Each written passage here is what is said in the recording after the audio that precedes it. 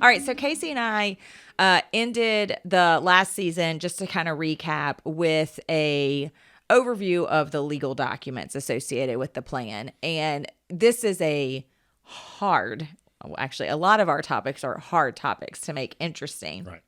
So it's a challenging topic to make interesting. However, it is probably one of the most important aspects of your retirement plan.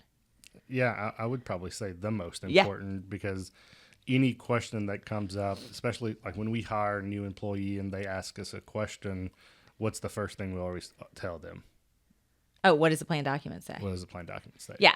So let's do a quick overview before we get into some of the details. Okay. So there's three main legal documents. All right. The adoption agreement, the basic plan document, the summary plan description. Right. There's some more in between there, but we're going to start with those. So Casey, give the audience an explanation of what those are. So the adoption agreement is what I would say most important of those three. It is the provisions that are allowed within the plan specific to your particular plan. So you can go in and check, what your eligibility is, what's the definition of compensation, what your match is going to be, and all those very specific details that are particular to your specific plan.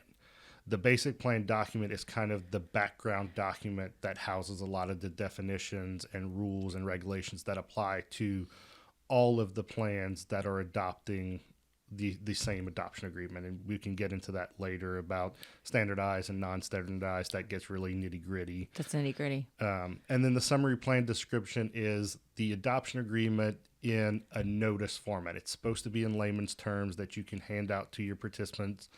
It's condensed to where they can understand it or supposed to be able to understand it. Before I did this, I wasn't able to understand. Well, no.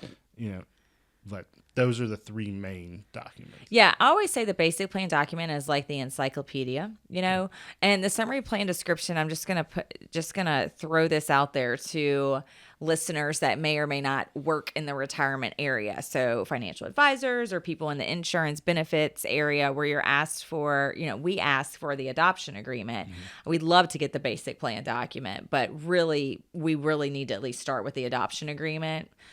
And most of the time, we get the summary plan description, right, or the SPD. So I'm just going to throw this out. This is some tough love. The SPD does not give your TPA the information it needs. We can extract maybe 50% of the data, but there's a lot of references in the SPD to almost the adoption agreement because the SPD just can't go into that type of a detail. Right. Might not have loans in the SPD. That might be a separate procedure. So, you really want to send your TPA the full adoption agreement.